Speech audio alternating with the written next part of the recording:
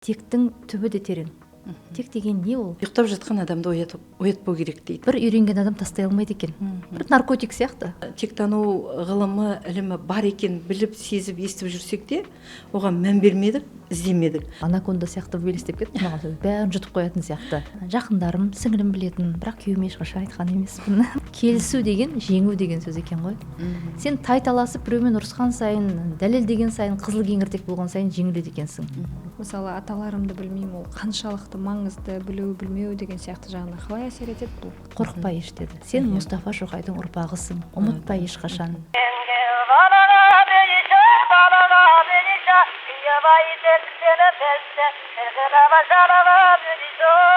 Қайырлы кеш, құрметті оқырмандар. Сіздермен бүгін мен жалғыз кездеспекпін, бірақ жанымда қонақтар. Назымның рұқсатымен бүгін ортамызда керемет қонақтар, енді өте ерекше қонақтар, сіздерге берер мол қонақтар. Сондықтан Назымның рұқсатымен бүгін подкасты қалай айтсам дізгін маған беріп отыр. Рахмет. Ал бүгінгі қонақтармен таныстыра кетсем, осыған дейін бізбен бірге болған Нұранамыз. Қош келдіңіз, Нұрана. Сонымен қоса Нұрана өзіңіз жаңегі Алматыдан, алыстан шақырып келген қонағыңыз Гүлбаршын ханым. Қош келдіңіз. Қош келдік. Біздің енді осындай біраз кішкене шағын осындай орталығымыз бар. Сонда сіздерден осы аларымыз көп деп, сіздерден естіріміз көп деп осы ортамызға шақырып отырмыз. Жаңегі осы бір күн бұрын ғана өткен тектілік үлкен семинары қаншалықты адамды серпілтті. Қаншама мысалы кері байланыс біз алып жатырмыз, сіздерді алып жатыр деп ойлаймын. Өте көп. Сондықтан Нұрия апай енді сол жайында, тектілік, тәрбие жайында бұл қаншалықты біздің қазір ортамызға маңызды, бұл тақырыпты осылай алып жүргеннің өзі қаншалықты екен, соны сіздерден біраз біліп сұрасақ. Нұрия ханым. Кеше өте жақсы өтті, өте жоғары деңгейде өтті. Егерде мен бір тектімін деген, немесе осы мен тектімін бе, текті деген қандай адам, тектілік деген ұғым не, жалпы тектануды неден бастаса, текті қалай түсінсе деген сияқты сан қырлы жағынан келетін сұрақтарға адамдар жауабын алады деп ойлаймын. Сондықтан айтады ғой, ұйықтап жатқан адамды оятпау керек дейді. Осындай ұғым бар екен. Психологияда ұйықтап жатқан адамды оятпау керек дейді. Яғни келмеген адамдар, олар әлі ұйқының үстінде, ұйықтап жатқан адамдар. Ол ұйықтап жатқан адамды ұйықтап, оны біреуін жетектеп, біреуін итеріп, әкеліп, бір зорлықпен қысып, көрсетіп, отырғызып қойғаннан кімге қандай хайыр одан, кімнен қандай пайда түседі. Әркім өзіне керектісін алам деген адам, ол ақпараттан барлығынан, біз қаншама ақпараттар бердік, осындай тектілік деген семинар өтеді деп, соны оқып, тыңдап алған адам өзі жанталасып жүгіріп келді. Бұйырғаны сол келді. Енді аудитория үлкен, 500 орындық адамның ішінде шошайып бір 105 адам отырған кезде әрине аздау болып көрінеді. Соны жазып жатыр, неге халық аз? Неге халық құнақтанған жоқ па? Сіздер жарнама бермедіңіздер ме? Неге аз жиналды дейді. Біз енді қазір осындай заманауи түрде заманға сай мына ақпараттандыру берілді. Бірақ ниеті бар адамдар келді, ешқандай жарайды деген адамдар қалды. Дегенмен менің енді осыдан бір шығарған өзімнің ойым, жеке мүмкін қателесуім мүмкін. Біз дүниелік нәрсеге көп жүгіреміз. Мысалы кеше айтайық, біздің тақырыбымыз ақша туралы болса, қаражатымды қалай көбейтеміз деген болса, немесе бизнесті қалай жүргіземін деген тақырыптар болса, қалай нан табамын деген болса, мүмкін халық лық толып жиналар еді. Мынау біздің тақырып рухани ғой. Жастар жағы, орта жастағылар әлі түсінбей жатыр деп ойлаймын осы тақырыпты. Қандай да болмасын, бизнес болсын, қандай ақша табу керек болсын, қашан менің қаражатым көп болады, қашан мен бай боламын деген сияқты сұрақтардың барлығының бастауы осы тектанудан басталады деп айтар едім. Тегін білмей жатса, анау арт жақтағы ата бабалардан бір қалған бір аяқты шалып тұрған, іліп тұрған бір ілгешек болып тұрса, осының шешімі түйінін осындай жерден келіп алар еді деп ойлаймын. Әр адам осы жазып жатқанда айтып жатыр, өзіме керекті сұрақтардың жауабын алдым деп. Міне, кешегі өткен семинардың өзінің бір маңызы, мәні, мағынасы осы болды. Осы жағынан қуанам. Сол үшін енді мен жалпы түбірі тек қой. Бұл тектілік деген тақырып деп алдым. Бұны іздедім. Осы мен кім шұғылданып іздеп жатыр екен деп. Қазір біз қонаққа шақырып отырған Гүлбаршын ханым, Зайыр тегі Гүлбаршын Ғабит қызы. Бұл кісі өзі сондай семинарды өткізгенге өзінің мамандығы өте сай келіп тұр. Бұл кісі филолог, бұл кісі тележурналист. Бұл кісі осы тектанушы. Біз барлығымыз соны тектану ғылымы, ілімі бар екен біліп, сезіп, естіп жүрсек те, оған мән бермедік, іздемедік. Бұл кісі жатпай тұрмай соны іздеп, тереңнен қопарып жатыр. Ұстаздардан білім алып жатыр. Яғни ғылыми түрде, сауатты түрде жауап берсінші осы кісі деген оймен қонаққа шақырдық. Және де бір ғана саламен қалып қойған жоқ, бұл кісі нейрографика саласын қоса меңгеріп жатқан маман. Мен кеше түсіндіріп айттым, мынау жақтан алыстан тектілік келе жатса, мына жақтан жаңадан қосылған бір сала осы нейрографика сызықтары келіп қосылады. Екеуі бір бағытқа түсіп алып тура жүреді. Айтар ой, түбірі бір сияқты, е, солай ма? Қалай деп қосасыз осыған? Кеш жарық, қош келдіңіз. Өскеменге бүгін 3-ші күн болды ғой деймін жүргеніме. Өскеменнің таза ауасынан шыққан сайын жаңа өзімнің Қайша Керей сіңлімнің айтқан есіме түседі. Өскелең, Өскемен менің өсуіме көмектескен жер деп. Өзінің әлеуметтік парақшасына жүктеп қойған екен ғой. Соны әлеуметтік желіден көрерден бір күн бұрын мен Алматыда әуежайда көрген болатын Қайшаны. Жаңа сіз айтып жатырсыз ғой, ақпарат дұрыс жетпей қалды ма екен, халық енді сұранысқа сұрап жатыр деп. Енді расында да кейін Қайшада жазып жатыр, әпке неге маған айтпадыңыз, мен парақшама салушы едім, менің оқырмандарым бар, о жақта бірге оқыған достарым бар, туыстарым бар деген сияқты. Негізі сол жағына мән бермейтін қазақ екенбіз. Мүмкін расында ақпарат жетпеген шығар. Бірақ жаңа өзіңіз айтпақшы, 2 адам болсын, 10 адам болсын, ең бастысы бұл оянған жан келсе болғаны, ең бастысы. Рас, жаңа өзіңіз айттыңыз ғой, байлық тақырыбына, қаржы тақырыбына, жалпы ақша тақырыбына жасалған не бір жиындар болатын болса, халық тез жиналады. Себебі мойындау керек, бәрімізге де керек қаражат. Сізге де керек, сізге де, маған да керек. Ол кісілерге де. Бірақ бұл жерде бұл енді терең психологиялық, терең мәні бар, терең ғылыми тұжырымдама болғандықтан әрине бұны халыққа философиялық, терең ұғымы өте күрделі болғандықтан әрине бұны халыққа бірден бетінде қалқып тұрған қаймағын ғана жеткізу мүмкін емес қой.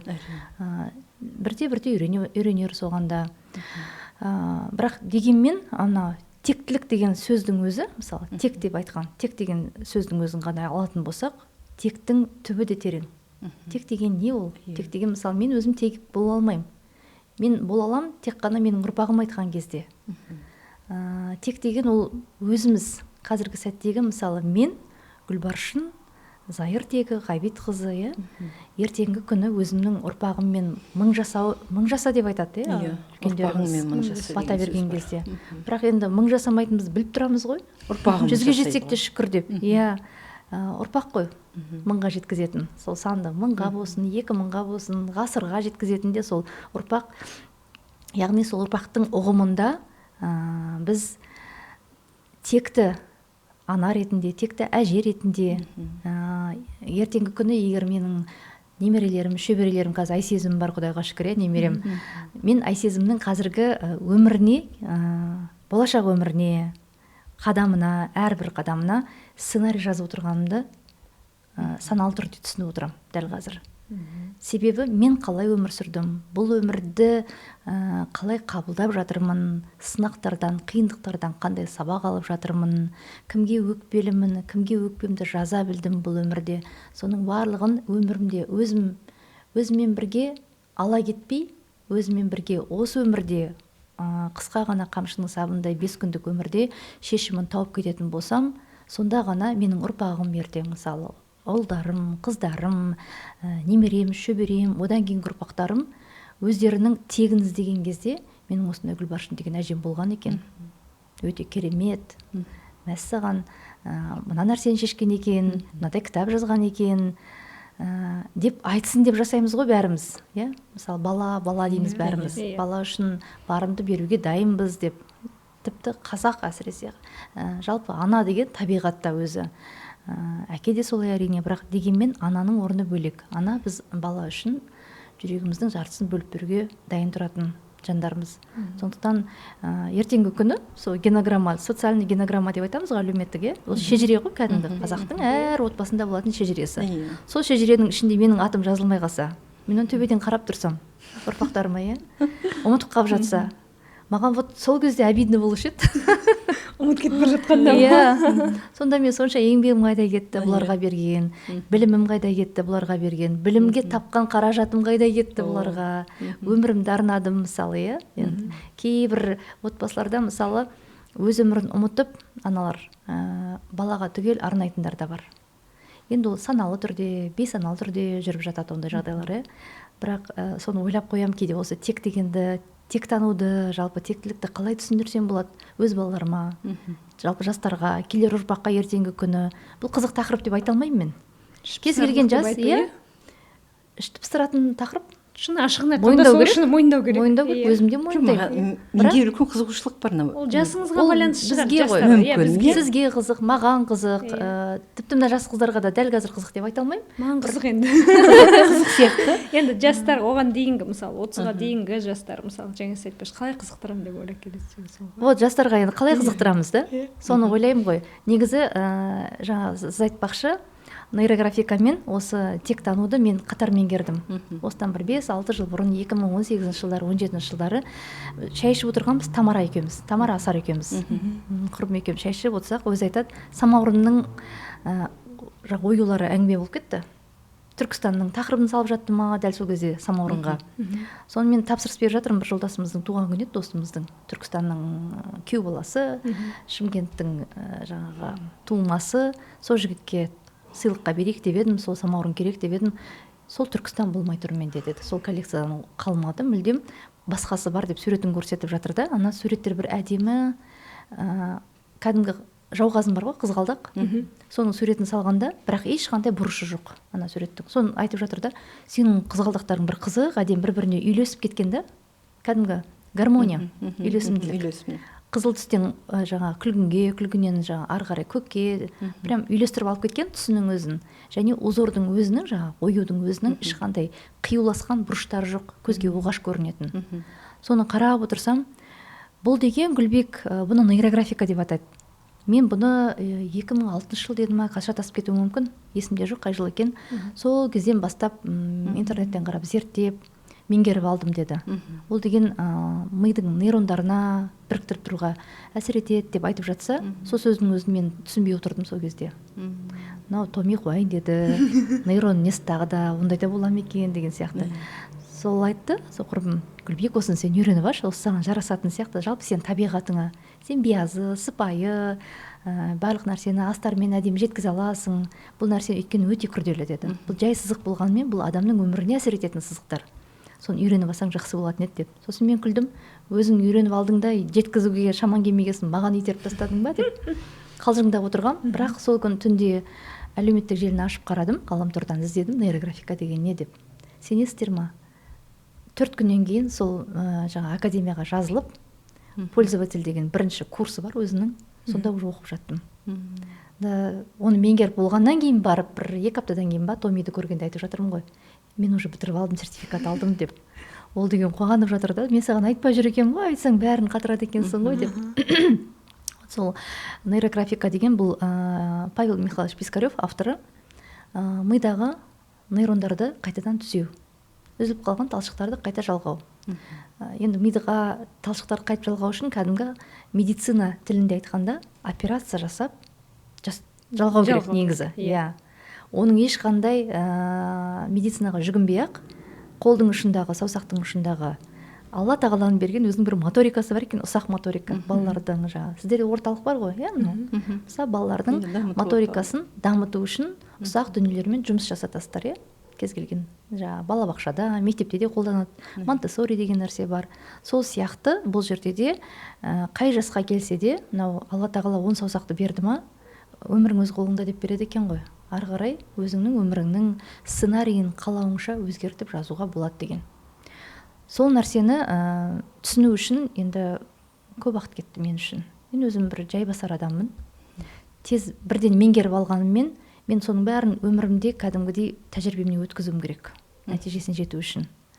Сондықтан Мәскеуге барып, қасымда сіңілім болды, Таңшолпан екеуміз Қырғызстан асып, ары қарай осы карантиннің кезінде сол 20-шы жылы екен ғой айтпақшы. 20-шы жылы Мәскеуге барып, 2-ші курсқа түстім сол жақта. 2-ші мамандықты, 2-ші жаңағы не деуші еді, деңгейін. Соны игердім. Қазір 3-ші деңгейде жүрмін. Негізі шын оқимын деген адам 3 жылдың ішінде аяқтап, дипломын алып, сабақ беруге болады. Мен 5 жыл болды әлі жүрмін. 6-шы жылға кетіп бара жатыр екен. Себебі менің мақсатым тез үйреніп алып, біреуге үйрету болған жоқ. Мен сол жаңа ілімнің ішінен өзімнің ішкі бейсаналы, саналы кәдімгі өмірдегі сұрақтарыма жауап іздедім. Сол жауаптың артын қуалап жүріп, уақыт өтіп кеткенін байқамай қаппын. Бірақ әрдайым хат жазысып отырамыз автордың өзімен. Павел Михайлович Пискарев менің ұстазым, ол кісі тапосов, архитектор, негізгі мамандығы, философия ғылымдарының докторы, психология ғылымдарының кандидаты. Осы кішкентай ғана сызықтың өзін әлемге дәлелдеп, адамға, адам ағзасына пайдасы бар екендігін зерттеп, дәлелдеп көрсету үшін 46 жыл өмірін арнаған. Үлкен еңбек. Кешіріңізші, мен өткен жолы сіз Астанаға барғанда айттыңыз ғой, менің ұстазым Пискарев келе жатыр деп. Иә. Мен ойладым, ол кісі тек қана сіздің ұстазыңыз екен деп. Сөйтсем осы саланы сол кісі ашты деп жатырсыз. Жалпы әлемде нейрографика деген. Әлем бойынша деген. осы кісі ашып отыр, иә, керемет. Сондай адамнан шәкірті болу, сондай адамның өзі бір бақыт қой. Сол бұйырған екен маған. Мен басында тура осындай сұрақты мен де қоятынмын. Оны қасындағы Мәскеуге барғанда бір группада 300 адам болдық. Карантиннің кезінде. Құдай-ау, 300 адам отырдық үлкен аудиторияда. Оның барлығы Мәскеудің өзінен келген бір 10 шақты ғана қыз бар екен. Сол сияқты кеше Пискарев Алматыға келген кезде Алматыдан келген 4-ақ қызбыз. Қазақстанның өзге қалаларынан келген бір 10 шақты ғана. Қалғандары Өзбекстан, Тәжікстаннан келіп жатыр, Қырғызстаннан келіп жатыр, Украинадан, Ресейдің өзінен іздеп келгендер бар. Мәскеуден іздеп келгендер кеше. 105 па, 110-дай адам болдық. 3 күн сабақ өттік кәдімгідей, енді интенсив қой. Біздің меңгерген тақырыптарымызды ары қарай тереңдету. Бұл саланы әрине айта берсем өте ұзақ тақырып, өзім 5-6 жылдан бері зерттеп келе жатқаннан кейін оны бір 5 минут, 6 минуттың ішінде айтып жеткізу мүмкін емес. Қысқаша айтқанда, Пискарев Павел Михайлович Менделеев сияқты. Менделеев таблицасын мектепте жаттап өстіге. Ол таблицаны ойлап тапқан себебі Менделеев. Бірақ ол кісі енді өмірден озып кеткеннен кейін ғалымдар зерттеді оның артынан. Мына таблицаны ойлап тапқан Менделеев болғандықтан бұл таблицаның атын Менделеев таблицасы деп атаймыз деді, иә. Енді өзім химияны керемет білем деп айта алмаймын. Шынымды айтайын, химияны біргеміз. Иә, математикада солай, мысалы, атын білем әйтеуір Менделеев таблицасы бар екен. Сосын тағы қандай, мысалы, әлемде Ньютон заңдылығы, иә. Алма түсіп кеткен кезде жердің тартылысы бойынша ол солай болу керек болды дегенді дәлелдеп шықты. Сол сияқты біздің Павел Михайлович біздің деп қояды дейді, өзім жақсы көремін ұстаздарымды. Павел Михайлович табиғи сызық, яғни табиғи сызықтың мидың қыртыстарының ішінде болатын сызықтарды табиғаттан тапқан. Яғни таудың қыраттары, бұлттың айналасындағы сызықтар, көшіріп сызған кезде, немесе өсіп бара жатқан бұтақ, ағаштың бұтақтары, анау түбінен бастап өскен кезде ешкімге айтпайды ғой, Гүлбаршын, мен өсіп келе жатырмын, қазір оңға қарай кетем, сосын солға кетем, сосын жоғары кетем де тоқтаймын деп айтпайды ғой, мысалы, иә. Өзі біледі.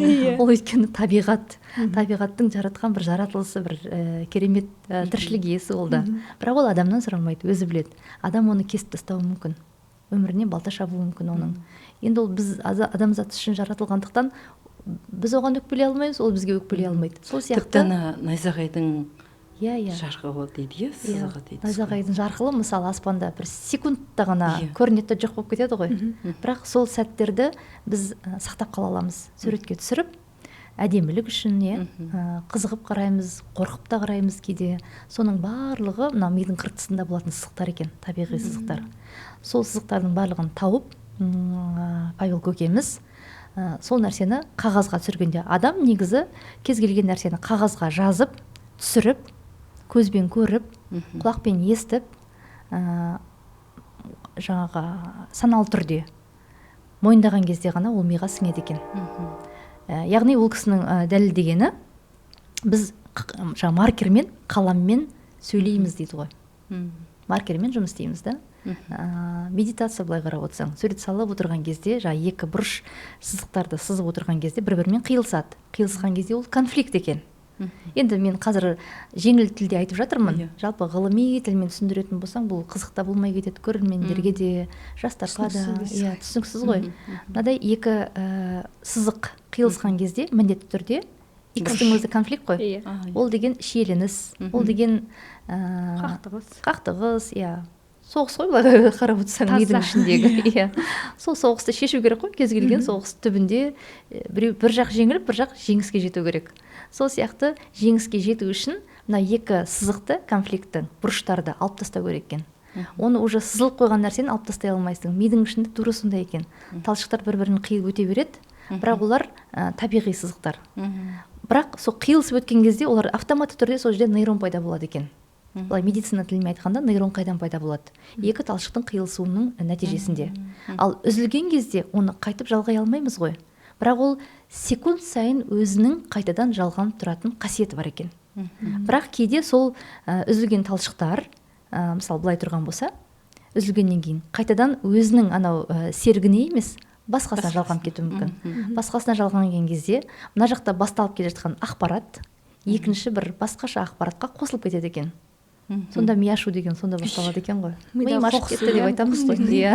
Сол нәрсені қайтып реттеу үшін сол саусақтың ұшындағы ұсақ моториканы қолдану арқылы қолға маркерді аламыз да, таза қағазға табиғи сызықтарды қайталап сызып шығамыз. Таудың қыраттары, бұтақтың көшірмесі деген сияқты табиғи сызықтардың барлығын, өзеннің ағысы, найзағайдың жарқылы, соның бәрін үйреніп алып сызған кезде ол әртүрлі қайдан шығатынын білмейді ол сызықтар. Жалпы нейрографикалық сызық дегеніміз саналы түрде бір жерден басталады, кез келген ой басталады ғой бір жерден. Бірақ оқыс жерден кенеттен қайдан шығатынын біз білмей тұрады екенбіз. Білмеу керек ол нәрсені. Жүре береді ойынан. Себебі, бұл адамның өмірі деп қараймыз. Біз өмірдің бұрылыстарын білмейміз ғой. Ертеңгі күні, қазір мынау подкаст аяқталғаннан кейін, көшеге шыққаннан кейін жоспарымыз бар әрине, бірақ Алланың жоспары біздікінен де мықты. Бізге не дайындап тұрғанын білмейміз. Біреуге жаңағы кез келген жағдай болуы мүмкін, сол кез келген жағдайға дайын болып, кез келген жағдайдан күліп өту үшін, айналып өту үшін мидағы нейрондар түгел болу керек екен. Сондықтан саусақтың ұшындағы нейрондарды қолдана отырып, екеуі қиылысқан кезде, енді оқыстан шығатын болса міндетті түрде қиылысады ғой. Қиылысқан жерін дөңгелетеміз. Сол дөңгелетуге келгенде кішкене не болады? Тоқтау басталады. Себебі автоматты түрде ми оны жасағысы келмейді екен. Өйткені комфортная зона деп айтып жатады осы біздің психологтар. Комфортная зонадан шығыңыздар деп. Біз күлеміз, менің Гүлнұр Мамасарипова құрбым әрдайым қалжыңда отырады ғой. Енді ол режиссер, продюсер болғаннан кейін, өзі сценарист, шығармашылық адам болғаннан кейін өзі қалжыңдап, қалжың өзіне жарасады. Осы зона комфорттан шығыңдар деп береді. Ал шықтық, ал қайда барамыз ары қарай деп. Не істейміз ары қарай? Қайда барамыз енді ары қарай деп. Сондай қалжыңдаған болса да астары бар ғой. Сол сұрақтарға жауап беретін бірден бір тәсіл осы нейрографика. Әрі кәдімгі тып тыныш отырып салып үйреніп алғаннан кейін бұны бір үйренген адам тастай алмайды екен. Бір наркотик сияқты. Рас, мен өзім тастай алмадым. Мен ғана сондаймын ба деп ойлап едім. Әлі бір адамды естіген жоқпын. Нейрографика ұнамайды. Нейрографиканы салып, одан кейін салмай тастап кеттім деген өз басым. Енді бізде чаттар бар, мысалы ресейлік, америкалық, швейцариялық, германиялық әртүрлі чаттар бар. Өте ауқымды, үлкен, миллиондаған адам отырады оның ішінде. Әр тілде жазады. Қызық енді. Бірде бір адамның содан бас тартқанын әлі көрген жоқпын өз басым. Сондықтан бұны жарнама деп қабылдап қалмаңыздар, себебі ешқандай бұл жерде сатылым да жоқ, оны бір тықпалау да жоқ. Түсіну үшін қажет қой ол. Және ана домалақ, мына екі ненің ортасындағы бұрыштарды домалақтау керек дедік, иә? Соны тоқта қалады дейсіз ғой. Менің ойымша, мен оны көрдім, сіздің де суреттеріңізді салып жатқан кезде соны бояғанын көрдім. Әдемі суреттер шығып жатыр ғой, сонда бір, иә? Менің ойымша, наоборот, сол тартымды сияқты болып тұр. Иә, себебі автоматты түрде іздей кетесің ғой, ана жерде бұрыш, қай жерде бұрыш тағы да деген сияқты. Иә. Себебі бұрыш дегеніміз, біз көзбен көреміз ғой барлық нәрсені. Мысалы, жеткіншек балалар 7 жастан 17 жасқа дейін міндетті түрде партада отырып, бір бөлменің ішінде мектепте сабақ оқу керек. Яғни жазу сызуды үйрену. Ол міндет. Бүкіл әлемде қолданылатын тәсіл, әдіс. Мектеп оқушысының міндетті түрде. Себебі 17 жасқа дейін нейрондардың нағыз жаңағы белсенді түрде дамитын сәт екен. Сол сәтті кезінде бір ғалымдар зерттеп тапқан шығар енді, дәлелдеп, тұжырымдап, осы жастың ішінде неге ол 21-ге дейін емес, неге бір 12 жаста мектеп бітіре салмаймыз да, 7 жастан 17 жасқа дейін белсенді түрде түзелетін сәт екен нейрондардың. Мектепте отырған кезде әріп жазуды, сандарды, жалпы жазуды, сызуды, оқуды үйренеміз. Ми қабылдай алады. Одан кейін нейрондар уже қалыптасып тұрақтанады. Тұрақтанғаннан кейін кәдімгі күрделі болашақ өмірге қадам басады. Кез келген бүлдіршін, бозбала, бойжеткен, мектеп бітіргеннен кейін келесі университетке, колледжге, ары қарай жоғары оқу орнына жалғастыра бастайды. Ол уже мамандық таңдау. Ол жерде өзің үшін оқисың. Біз мектепті біреу үшін оқыдық қой, рас. Әсіресе жаңағы біздің кезеңіміз кеңес дәуірінің жұрнақтары бар ғой біздер. Енді сіздер сәл жассыздар ғой. Біз Нұрия ханым екеуміз деп па. Біз әжелерміз ғой. Кеңес дәуірінің жұрнақтары, сол жақтың балалары деген, біз деген біреу үшін оқыдық, рас. Мен өз басым мұғалім үшін оқыған мектепті. Мен ойлайтын, осы оқып жатқан бәрі мен класс жетекшісіме немесе мұғалімдерге или ата-анама керек деп ойлайтын. Өйткені дүзу отырамыз. Ол, анау не ғой? Күнде бір нәрсе миға қойылым. Таңертең ояндың, жуындың, тамағыңды іштің, кеттің сабаққа. Бардың, партаға отырдың, қайта. Ауытқу жоқ, солай болу керек нәрсе.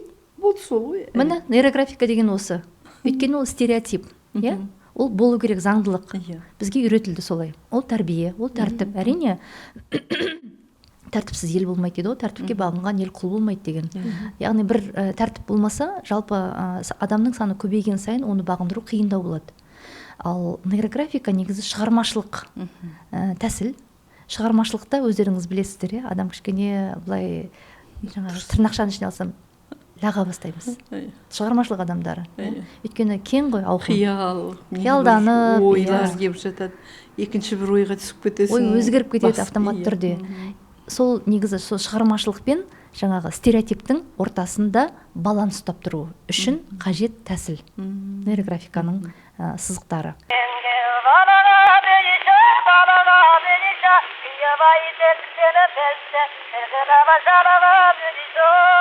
Сол жаңағы сұрақ қойдыңыз ғой, келер ұрпаққа болашақта да жалпы тектану, тектілік дегенді қалай жеткіземіз, қалай түсіндіреміз жеңіл тілде. Мен ойлаймын, оны жеткізу мүмкін емес негізі. Бұл тек деген сөзді бізде бала кезімізде естідік, мән берген жоқпыз. Текке кім мән береді? Тегі қызық адам, өзінің тегін ұрпағын ойлап, соған болашағына алаңдай бастаған адам ғана. Кез келген бала, мысалы, менің балаларым ойламаймын қазір өзінің тегіне бір қатты алаңдап, уайымдап жүр деп айта алмаймын. Себебі олар өздері бала. Белгілі бір жасқа жету керек шығар ол үшін. Ал бірақ енді Павел Михайлович Пискарев айтады, кез келген ілімді, жаңадан пайда болған ілімді бұрынғы сарынмен жеткізу мүмкін емес. Себебі жаңа ұрпақ ауысып жатыр. Кешегі ұрпақ бүгінгі ұрпаққа ұқсамайды, бүгінгі біз ертеңгі ұрпаққа ұқсамаймыз. Олар дамып жатыр деп. Яғни қазір зета ұрпақ деп айтады, мына келе жатқан аттары көп қой өздерінің, альфа дейма, зета дейма. Олар бізден ақылды, рас. Бірақ оларда жаңағы моторикалық жұмыс істеу қабілеті бізден сәл төмендеу екен. Бізден ақылды болғанымен. Біз таза қолмен жұмыс жасадық қой. Сонда Павел Михайлович айтатын, кез келген дүниеге, кез келген жаңа ілімге, жаңа ғылымға егер көзқарасың креативті, қалай болады қазақша? Сәл өзгерсеңіз, солай аудармасы жоқ шығар, дәл қазір есіме түспей тұр. Креативті түрде қарайтын болсақ, креативті түрде қабылдай алсақ, оны жастар да қабылдайды деп. Себебі креативті дүние адамның өмірін ұзартады екен. Креатив дегеннің өзі бір жаңаша ғой, жаңаша ойлау, соны ой өрісі дамиды ма, әлде қалай деп айтады? Жаңаша ойлау. тиктокпен оқып алады да. Қызым бар, мен тиктоктан ананы көрдім, мама үйреніп жүріс деп көрейікші дейді. А мен оған ол нәрсені түсіндірсем, ол түсінбейді. Иә, олар жаттап алып артынан қайталап билей береді ғой. Мен де бір-екі рет көріп едім балаларыммен. Келмей болмады, менікі емес екен, қоя қойдым, сосын кейін билемей-ақ та қояйын, менікі емес екен деп қоя қойдым. Бірақ дегенмен сондай жаңадан жастардың үйреніп жүрген, жастар қызығатын нәрсеге біз де қызығатын болсақ, олар да біздің жаңашыл ілімдерімізге қызығатын болады. Яғни не дейді жаңағы? Түсіндіру тілі деп айтсақ та болады ғой, түсіндіру тілі деп айтсақ. Ногу со временем дейді ма орыстарда? Яғни уақытпен ілесіп жүру керек та оларға. Әр нәрсе өзінің уақытында, уақытымен. Иә. Анау артта қалды. Кейін мынау енді жаңаша келді, жаңа көзқараспен қарау деген. Иә. Сосын тағы айтатыны бізге, мен бұл нейрографикаға неге басыммен кіріп кеттім. Бірақ кіріп кеткенім қайтып шыға алмайды. Енді өздеріңізде көріңіздер, ол нәрсені өзіңіз үшін, тек қана әркім өзі үшін жасайтын болса, ол нәрсе керемет сондай нәтижесі, берері мол дүние. Бұл біреуге үйрету үшін емес, біреуге бірдеңені дәлелдейтін нәрсе емес, тек адамға өзінің ағзасына өзі көмектесе алу. Былай айтқанда, қалай айтсам екен, миға сырттай операция жасау ғой, ота жасау. Өз қолыңмен өз миыңа ота жасау. Нейрондардың бәрін сәйкестендіріп, орнына қойып, реттеп пайдалану ғой сол нәрсені. Осыны дәлел ретінде өзіңіздің бір кәдімгідей аутоиммунный деп айтып едіңіз ғой. Сол туралы айтып кетесіз ба, что? Иә, осылай операция жасауға болады деген сияқты. Күтеді ғой бәрібір. Иә, кешеде дайректім толып қапты. Аутоиммунный деген ауру туралы айттыңыз ғой, жазылдыңыз ба, сізге уайымдап кеттім, менде де сондай еді деген сияқты. Енді адам өзіне не нәрсеге қиналып жүрсе, не нәрсені көп ойлап жүрсең, сол нәрсені алдыңнан шыға береді ғой. Жақында мен айтып едім, осы бір Қытайдың қазір автомобильдері сәнге айналды ғой. Қытайдан келген, электр жүйемен жүретін, экономды өздері, ешқандай бензин құюдың қажеті жоқ екен. Соны ойлағаным сол еді, көшенің бәрі толып кеткен сияқты болды. Сол сияқты ғой. Не нәрсені ойласаң, сол нәрсе алдыңнан шыға береді деп. Енді аутоиммундық ауытқу деген бұл қатты қорқынышты ауру деп ойламаймын. Мүмкін біреулерге қорқынышты шығар. Мен шынымды айтсам, оның мағынасын түсінбедім. Тереңге бара бермеймін мен негізі. Маған өзіме қатты қажет болмаса, көп нәрсеге көп мән бермейтін адаммын. Білмеймін, табиғатым сондай. Мен оны өзгерте алмаймын ешқандай. Даже соны айтқан кезде, дәрігерлер маған сол диагнозды қойған кезде де, мен одан көбірек көзімнің үстінде витилиго бар менде, қабағымда. Ақ, дақ. Сол жерге шыққаны қуанам, мына жерде ғой енді өзі. Бояп қойсам, ешкім байқамайды да, оны өзім айтпасам, ешкім білмейді да. Соны кейде бір құрбыларым күледі, неге өзің айта бересің, ешкім көріп жатқан жоқ қой деп. Байқалмайды деп. Иә. Менде бар ғой, өйткені қалай айтпаймын оны деймін да. Эстетикалық жағынан қатты әсер етті. Сөйтсем, ол аутоиммундық ауытқу дегеніміз тікелей қалқанша безге байланысты екен. Яғни қалқанша безде бір әлсіреу пайда болса, кейбір білмеймін, біреулерде ұлғайып кетеді, біреулерде кеміп кетеді екен. Менікі ұлғайған тұр екен. Оның енді арғарай нәтижесі қандай болады деп оқысаң, әрине қорқынышты, көптеген ауру клеткалар, зақымданған клеткалар, сау клеткаларды жей бастайды екен. Соны дәрігерлер маған прям көрсетіп берді, былай қолмен. Мынау ауру зақымданған клеткаларың, мынау сенің сау клеткаларың, олар уязвимый, яғни сәл әлсіздеу болады, соны жеп қою мүмкін. Жеп жатыр уже, мынаны жей берсе деп, ананы елестетсең бар ғой, кәдімгі анаконда сияқты елестеп кетті, маған бәрін жұтып қоятын сияқты. Сау болмайтын сияқты, иә, айтқан кезде қорқып отырмын да, бірақ кейін түсіндірді. Мен осылай айтпасам, сізге түсіндіру мүмкін емес дейді да, жалпы адамдарға, жалпақ тілде. Ол солай. Бірақ ол нәрсені қайтып емдеуге болады. Яғни, ол үшін активация жасау керек өлі клеткаларға деп. Ол қалай десем, ол деген былай деп химиямен кетті. Химиотерапия алу керек, қаншама енді біріншіден қаражат, екіншіден уақыт, үшіншіден ең бастысы бұл нерв қой. Кәдімгі. Иә, адам уже неге сенеді, сол нәрсе болады ғой. Өлем деп ойласаң, өлетінің рас қой. Жоқ, өмір сүрем десең, өмір сүресің. Сол кезде маған дәрігер Ақерке Хасенқызы, Астанада дәрігер, сол кісіге ризамын. Алла разы болсын, сол кісінің өзіне де, тегіне де ризамын. Сол кісі айтты маған, енді біраз болған барып жүргеніме, прям құрбы сияқты араласатынбыз. Сен жаңа психологиядан хабарың бар еді ғой. Көп екеуміз сол тақырыпта көп сөйлесетінбіз. Мен не үшін барғанымды ұмытып қаламын кейде. Дәрігерге барып отырып, бір тақырыпты осылай бастаймыз да, тоқтамай екеуміз көп әңгіме айтып, кабинетін жауып, ең соңында екеуміз кафеде шай ішіп кететінбіз. Сондай дәрігер құрбымда, сол кісіні өте жақсы көрем. Сол айтты, бұл барлық нәрсенің соматикасы бар түбінде, психосоматикасы. Яғни сол соматикаға жетіп алған адам, ол ауырмайды ешқашан деп. Ауру деген жоқ негізі, жалпы әлемде ауру жоқ. Түбірін тазалап отырады ғой. Яғни себебін тапшы деді ғой. Сол кісі айтқан кезде қиналып кеттім, одан да дәрі іше салған оңай шығар деп. Маған дәрі беріңізші, одан да жаза салайын, іше салайын деп едім. Дәрі маған жалко емес, берем. Ақшаңды алып келсең, кез келген дәріні сатып аласың өзің. Химия, уақыт, ол да әсер етеді деді. Шашыңды ағарту да мүмкін, түсіру де мүмкін. Енді қатты ауыр түрі болмаса да, бұл ұласатын дүние ары қарай онкологияға. Сонымен уақыт берді, мен саған уақыт берейін, бір ай уақыт берем. Болмай жатса, мен осында отырмын, мен ешқайда қашпаймын, дәрі де қашпайды, укол да қашпайды деп. Содан бір қатты кірсем деп ойлаған жоқпын, шынымды айтсам. Құдайға шүкір, қазір интернет деген нәрсе бар, бүкіл ақпарат қолжетімді ғой. Иә, балаларға да, өзімізге де жалпы өте бір ыңғайлы сәт қой қазір. Интернеттен іздедім, сол аутоиммундық ауытқулардан қалай айырылуға, ажырауға, арылуға болады, қандай жолдары бар, сөйтсем кілең не шығады екен, ыңғай. Традициялық емес жолдары. Тәуіптердің емдейтіні, балгерлердің деген сияқты, емшілердің емдері шыға береді. Бірақ осы түрін мен тауып алдым сол кезде. Бір жазылып тұр екен, хабарландыру ма есімде жоқ.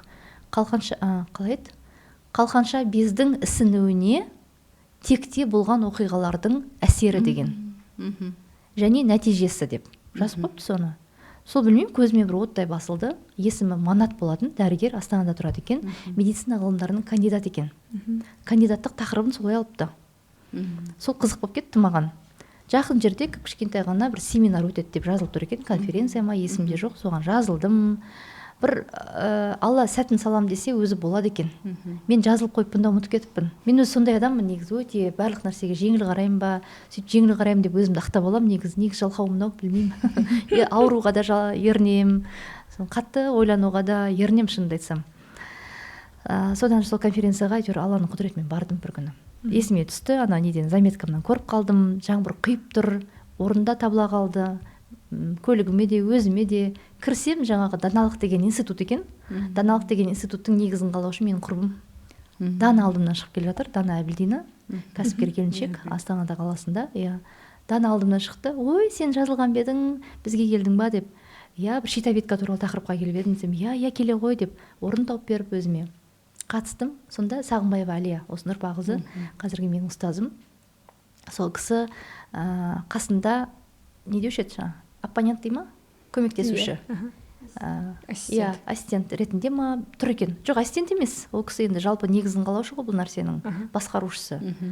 Қабылдап тұр экзаменді. Ал жаңа Манат ханым емтихан тапсырып тұр. Осы тақырып бойынша кандидаттығына дайындық. Кандидаттық жұмысқа. Соны тыңдадым, шынымды айтсам қатты ондай, оған да бір көп ақыл керек шығар ондай дүниені түсіну үшін. Термин өте көп болды. Менделеев таблицасы сияқты құлағыңда көзіңде сүрінеді екен айтқан кезде, өте көп терминдермен айтты. Медиктердің өзі шатасып кетеді оны тыңдаған кезде. Арасында өзіме керек моменттерді ғана тыңдаған сымақ болдым, ештеңе түсінген жоқпын шынымды айтсам. Бірақ түсіндім, что ата бабаларымның басынан өткен оқиғалардың әйтеуір бір әсері болатындығын қазіргі өміріме. Сол сәтте мен ештеңе түсіндім деп айта алмаймын. Сондықтан кеше семинарға келе алмай қалған белгісіз себептермен жаңа оянбайған шығар деп айтып жатырмыз ғой, сіз де айтып жатсыз да. Иә, ол сәтте мен де әлі оянып үлгермегенмін ау. Ұйқым шала болды ма екен, әлі қанбаған ба екен. Бірақ енді жаныма қажет болып тұр ғой енді. Бұл онкологияға ұласатын ауру деген соң сәл арасында есіме түссе қорқам енді. Шынымды айтайын, мен күйеуіме айтқан емеспін. Бүгін подкасттан естіп қалуы мүмкін. Жолдасым білмейді, бұны білетін тек қана Ақерке Қасенқызы, Астана қаласындағы жаңағы дәрігерім, клиникадағы білетін Әлия Нұрпақызы, ұстазым, жақындарым, сіңілім білетін, бірақ күйеуіме ешқашан айтқан емеспін. Балаларым да білмейді. Жаңалық, иә. Бірақ жазылып кеттім, жол жоқ. Неге айтпадың дейді ғой енді. Иә, айтпаймын, прям оларға қиын болады деп те ойлаған жоқпын, шын айтсам. Айту керек екен деп ойламадым. Өйткені өзім қатты мән бермедім бұл нәрсеге. Жазылатыныма сендім ба. Содан осы тектану дегеннің бар екен сол кезде бірінші рет естідім. Әлия ханымдарға қарай іздеп таптым, артынан қалмай жүріп, мен өзім сондай адам, өзіме қатты қажет болса жетем сол мақсатқа. Қажет болмаса жаңағындай мән бермей жүре берем. Сондай бір қасиетім бар екен, оған да шүкір. Сол Әлия апайымның соңынан қалмай жүріп, жеке кеңесіне жазылып, онда да түсінген жоқпын. Бірінші кеңесте. Кейін екінші, үшінші кеңестерге келгенде маған көп деген қазірдің сәнді тілмен айтқанда инсайт па? Инсайт дейді ғой, иә. Жаңалықтар аша бастадым. Өзім үшін. Осылай ма екен, осылай ма екен. Жауаптар келе бастады. Небір ойлар келе бастады ғой. Жаңадан, жауап. Жаңа ойлар, жаңа жауаптар. Соны түсіне бастадым ғой деймін. Содан жаңа тектануды қайбір тектанушы бола қалайын, осы елге үйретейін деп бастаған жоқпын. Тағы да шынымды айтайын, өзім үшін керек болды. Қазбалап, оқып, түсініп, семинардан қалмайтын болдым. 8 тақырып бар тектануда. Сөздің құдіреті, жаңағы текте болған рухани ауытқулар, мысалы рухани ауытқулар, кәдімгі физикалық емес, сол бар, виктимология, құрбандық жайында, мысалы зардап шеккен, өзін өзі құрбан сезінетін жандар көп қой. Психологияда қазір жертва деген сөзді бәріміз білеміз. Балалар да біледі қазір. Ты че, жертва, что ли деп айтады қазір, или абьюз деген сияқты. Яғни ол жаңа технологиялық мәтіндер ғой олардың барлығы. Соның бәрін мен осы тектануда жүріп үйрендім. Оның бәрі қайдан шығады, кімдер болады, оны біздің өмірімізде қалай пайда болады, және біздің өмірімізде ойнайтын рөлі қаншалықты, және одан қалай құтылуға болады деген сияқты. Сол сұрақтардың бәріне жауап сол 8 тақырыптың ішінде тұр екен ғой. Денсаулық жайында, ер мен әйелдің арасында қарым-қатынастың, текте болған оқиғалардың қандай қатысы бар, денсаулық және тұқым қуалаушылық деген бар. Тұқым қуалайтын кез келген дәрігерге барсаңыз, бүйрегім ауырды деп барсаңыз, сұрақ қояды ғой, бір қағаз толтыратындар бар ғой. Иә, Боткинамен ауырдыңыз ба деген шаблонды сұрақтар. Иә. Енді так, папаңызда, мамаңызда, тегіңізде болған бет деп сұрайды. Міндетті түрде, иә? Ол сұрақ міндетті түрде қойылатын сұрақ. Сосын іздей бастайсың ғой, жаңа сахарный диабет деген тұқым қуалайды екен. Жаңа бағана бір әңгімеде айтып қалдық, иә? Тілің құрғап, кішкене су ішкің келіп сөйтіп жүрсең, автомат түрде сұрайды. Қантыңды тексер деп. Бұрын қанттың не екенін білмедік қой, осы қантты опырып жеуші едік қой. Нанның үстіне бүйтіп сауып үстіне, иә, міндетті түрде нанға майды жағамыз, сосын кейін жаңа құмшекер дейміз ғой бізде, Қызылордада құмшекер дейді. Соның үстіне жалпақ тарелкаға салып қоямыз да соған батырамыз. Сөйтіп соны кескен кезде вагон болатын. Кімнің вагоны бірінші аяқталады деп жарысып жеуші едік қой. То есть қанттан қорықпаушы едік қой. Қазір қорқу керек деген ұғым бар. Себебі қазіргі немқұрайлылық болмасын дейді ғой. Белая смерть деп айтады ғой. Сусындардың бәрі толған қант шығар. Көп деп өздері айтады, енді білмеймін, өздері шығарады, өздері жамандайды, өздері айтады. Яғни бұның барлығы айналып келген кезде мынау ми неге сенеді, сол нәрсе болады екен. Яғни мен ол ауруыма сенген жоқпын деген сөз ғой. Әлия апай маған үйретті осы жолдың бәрін, өзім іздендім. 8 тақырыпты 3 рет, 4 реттен қайталап 3 жыл бойы бара беріппін. Себебі мен ұстазымды қатты құрметтеймін. Мақтанам. Әлия Нұрпақызының мен тікелей шәкірті болғаныма, бұл өмірде осындай ұстаз табу, ұстаздың қасында құрметпен жүру, оның өзі үлкен мәртебе екен. шәкірт рөлінде, иә, шәкіртім деген. Иә, бір күні генограммамыздан қарасақ, Али апайдың өзіне қызық болып кетті. Сұрақтарым өзгере бастады 3-4 жылдан кейін. Маған ана жақтағы басында барған запросым, аутоиммунды сол жақта қалдырып кеттік. Ұмытып кеттік. Ол жабылған тақырып. Қалқанша бездің мысалы қаншалықты кімнің әсері болғандығын таптым. Кезінде менің әжем ауырған екен, өзімнің туған әжем. Әкемнің шешесі, әкем 3 жасында қайтыс болған, 42 жасында. Ол кезде қылтамақ деп айтқан. Без без, иә, тамақтың қалқанша без екен ғой, айналып келген кезде. Аты басқаша болған шығар, білмеген шығар, емдей алмаған, емделмеген, содан өмірден өткен, сол нәрсенің бәрі әсер етеді екен. Енді қазір тікелей даже кімнің қалай әсер еткенін қазір сіздерге айта алмай отырмын, шынымды айтсам.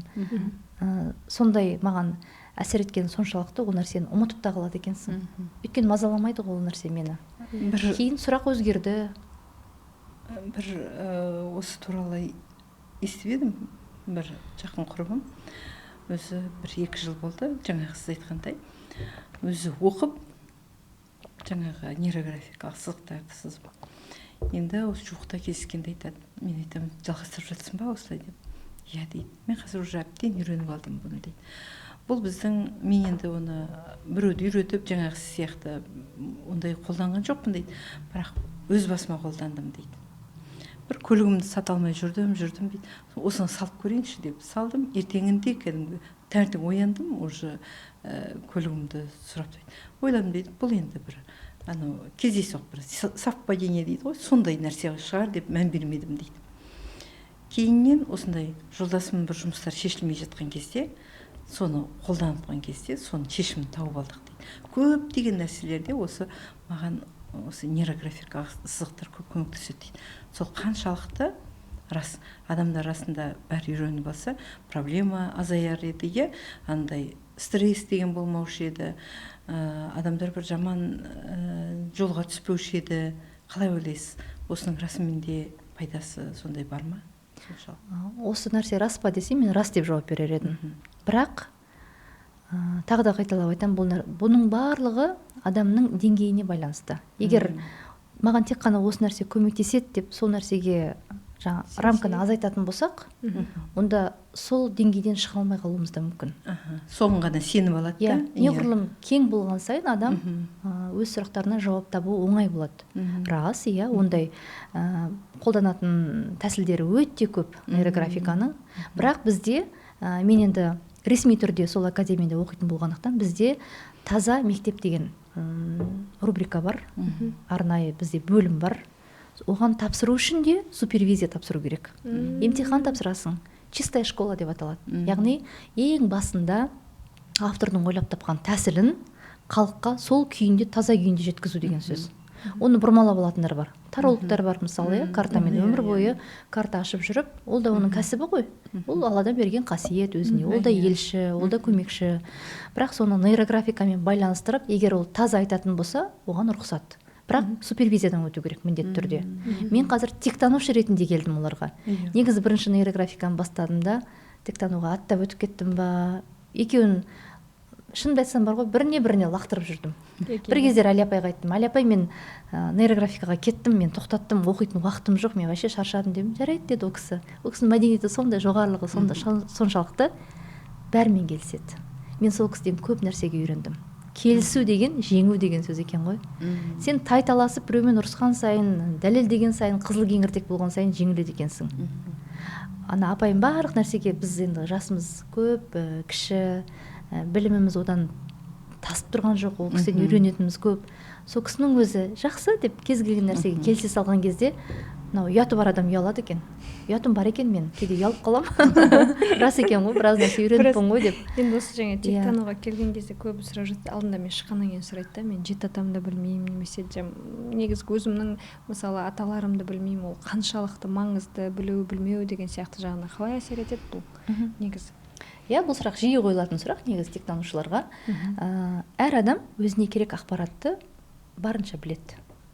Керек ақпаратты барынша біледі. Уже бар деген сөз ақпарат. Мәселен, тұл жетімдер де бар. Кәдімгі балалар үйінде өскен жас жігіт келген. енді бізде жаңағы не бар, этика не деуші еді, этикалық дағды бойынша атын айтуға, өмірін жариялауға біз ол кісінің өзінің рұқсаты болмаса айтуға әрине болмайды. Бірақ ол жігітпен бізде келісім шарт емес, енді ол рұқсат берген. Жетімдер үйінде өскен өзі, балалар үйінде. Тастанды бала, кәдімгі корзинаға салып тастап кетіпті мені дейді. Білмейді ол әлі күнге дейін. Әкесінің кім екенін, анасының кім екенін өмір бойы іздедім деп айтады. Бірақ өте рухты жігіт, керемет жігіт. Ол жігіттің сөйлеген сөзінен, қимылынан, іс-әрекетінен, тіпті кез келген сұраққа жауап берген кезде де шап ете қалмай, біз қандай ер азаматтарды сыйлаймыз, қандай ер азаматтарды жақсы көреміз? Жалпы әйел салмақты, кез келген нәрсеге жауап бере алатын, сөзінде тұра алатын, екі сөйлемейтін. Терешкованы мысалы неге еркек деп айтқан? Себеп сөзінде тұра алатын болған. Еркексің Терешкова деген сөз тіркесі бар еді ғой. Сол сияқты ер азамат неғұрлым салмақты болған сайын, неғұрлым үндемей әңгімеден теріс шығып кетіп, жақсы жаным, сенікі дұрыс деп келісіп кетсе, өзіңдікі дұрыс емес екенін өзің үшін мойындайсың ғой, мысалы. Сондай еркектерді жақсы көреміз ғой. Рас қой енді ол. Рас. Мысалы, бауырың болсын, әкең болсын, ағаң болсын, кез келген жолдасың, балаң, ұлың да сондай болғанын қалайсың. Сондай бір жігіттің сұлтаны, жаңағы жігіт көрініп тұр. Вот тектілік деген осы шығар деп ойладым сол кезде. Бұл жігіттің тегін енді бізді үйретті ғой. Ата-анасы жоқ, мүлдем тұл жетімдерге қалай жасалады генограмма деген. Ол да жасалады. Ол бөлек жасалынады, иә? Әрине, бұл адам ғой, өмірге келген адам. Бұл жерде ең бастысы объект, тұлға. Яғни сол жігіттің өзінің сұранысы. Кез келген нәрсеге запрос, тақырып. Нейрографикада тақырып деп айтады, мына жақта запрос деп айтады. Шынымды айтсам, миды ашытады. Негізі айналып келгенде сұрақ қой. Бірінші сұрақ. Мидың ішінде айналып жүрген, жауабын іздеп жүрген сұрақ. Сол сұрағына байланысты жақсы көрмеймін ешкімді дейді. Мен қыздарға ғашық болғым келеді. Жақсы көріп тұрған сияқты болам да, шындап қарасам ана қыздың кемшілігін тауып ала берем дейді. Біреудің мұрны ұнамайды, біреуінің сөйлегені ұнамайды, біреуінің шай ішкені ұнамайды. Ішкен кезде дауысын шығарып ішсе біткен. Айнып кетемін дейді. Неге мен сондаймын? Шаршадым содан дейді. Жасы 28-де ғой деймін. Өзім ұлыммен қатар екен. Сол жігітпен жұмыс істеп отырған кезде, жоқ қой енді. Так, сен бізде әдет бар ғой, жаңағы нумерологтар кез келген туған күнін сұрап алады.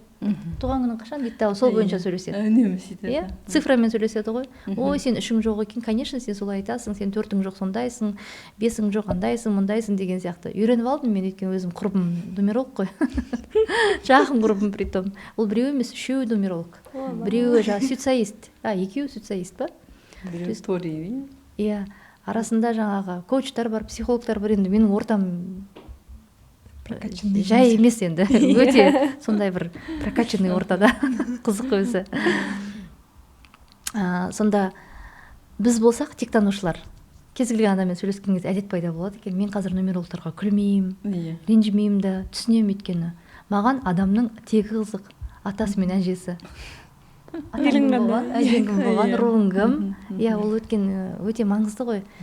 Тем более қазақ халық үшін. Біз рудың қадір қасиетін білетін халықпыз, жалғыз.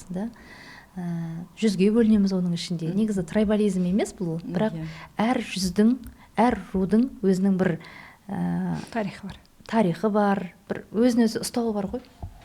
Мысалы, Адайдың қыздары бөлек. Адайдың жігіттері де бөлек. Орта жүздің қыздары бөлек. Сосын оңтүстіктің наймандары бөлекті, шығыстың наймандары мүлде бөлек. Сіздер жақта менталитет бөлек. Халықты, қонақты күту үрдісінің өзі басқаша. Оңтүстікте ол мүлден басқаша. Келіннің сәлем салуы, салмауы, оның барлығы сол тұрған аймақтың үрдісіне байланысты. Солтүстікте мысалы ешқандай ешкімге сәлем салғанды көрмеген қыз бала келін болып түскен кезде сәлем саласың десе, оған бір ыңғайсыз сияқты болып тұрады ғой, біреудің алдында. А что я должна служить, что ли, деген сияқты сұрақ келеді. Ондайды да көргенбіз, естігенбіз ондай нәрсені. То есть ол тәрбиеге байланысты. Ол жерде ешқандай баланы да, қызды да ешкімді кінәлауға болмайды ғой. Ал бұл жерде бұл тұл жетім. Ешқандай тәрбие деп те, атаң кім болған, әжең кім болған деп сұрайын десең, бірінші рет болды менде. Әзірге жалғыз бұл жағдай болды. ешкім жоқ, бірақ бала өзінің руын біледі. Адай адай деп жазып кетіпті. Соны айтады, адай менің атым бекен, руым бекен дейді. Қағазда адай деген жазу бар екен дейді. Енді топшылап кейін өзінің тәрбиешілері бар, директор бар, балалар үйінің өзінің пайымдауы бойынша адай дегенмен ат болмайтын шығар деп шештік дейді. Мысалы, Найманның баласы болса, ол атын адай деп қоймайды. Адайдың баласының атын Найман деп қоймайтын шығар. Иә, Сол сияқты ғой ол. ру ғой енді, дегенмен. Бірақ ол адамның айналып келгенде қабылдауына байланысты. Адаймын деп шештім деді, бірақ түсінбеймін дейді. Мүмкін адай емес шығармын деп. Сол кезде біздің мақсатымыз ол жігітке сол нәрсеге сендіру. Қағазға жазылған нәрсе ғой. Түсіндіру да, оған уже түсіндіріп айтылып қойған бізге деген адай ол. Аты Арман өзінің. Сонда есіме түсіп жатыр, мен оған айтып жатырмын. Бір оқиғаны айтып беріп едім, соның өзі жеткілікті болды. Жалпы мына Тобықты руында Қодардың Қамқа мен Қодарды жаңағы теріс қаратып өмірден өткен жоқ па? Құнанбай атамыздың сол жақта қоғамның шешімі ғой ол. Құнанбайдың ғана кінәсі тек оның шешімі емес, жалпы қоғамның көрінісі ғой сол кездегі. Иә, ол нәрсе болмау керек деп шешті. Ол деген мынау рамка ғой. Ол нәрсе болмау керек. Ол былай болу керек деген біреудің заңдылығы. Вот нейрографика деген сол. Вот ажырата алмайтын себебім мен. Екеуін нейрографикамен тектануды бөліп алып жүре алмайтыным да сол менің. Себебі нейрографикада стереотиптік сызықтар бар, иректер. Егер қағаз бен қалам болса мен көрсетуші едім, былай кәдімгі адам үйреткен оюлар, сызықтар, адамның ойлап тапқан. 4 бұрыш, 3 бұрыш сияқты. Ал мидың ішінде табиғи сызықтар ол басқаша болады. Біз сол жолға түсуіміз керек. Соған үйрету үшін, мысалы, рамкадан шығып кету ғой. Әркім өзің қалауынша өмір сүру деген сөз. Нейрографика дегеніміз негізі өз қалауынша өмір сүруге үйрену.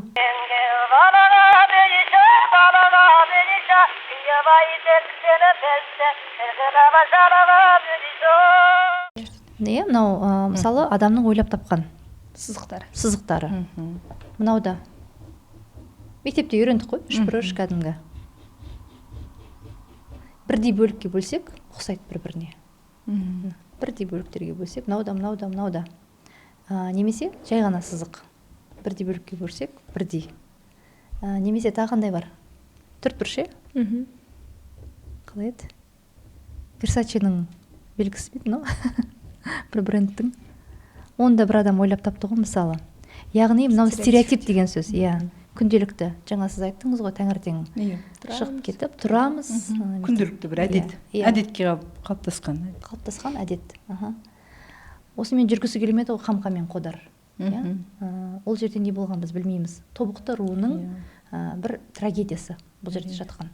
Алмау дегеніміз табиғи нейрографикалық сызық дегеніміз міне. Кім қалай сызғысы келді? Қай жерден шығатын мен қазір білмеймін. Олды тыңдамаймын. Оқыстан шығатын. Міне мына жерден шықты.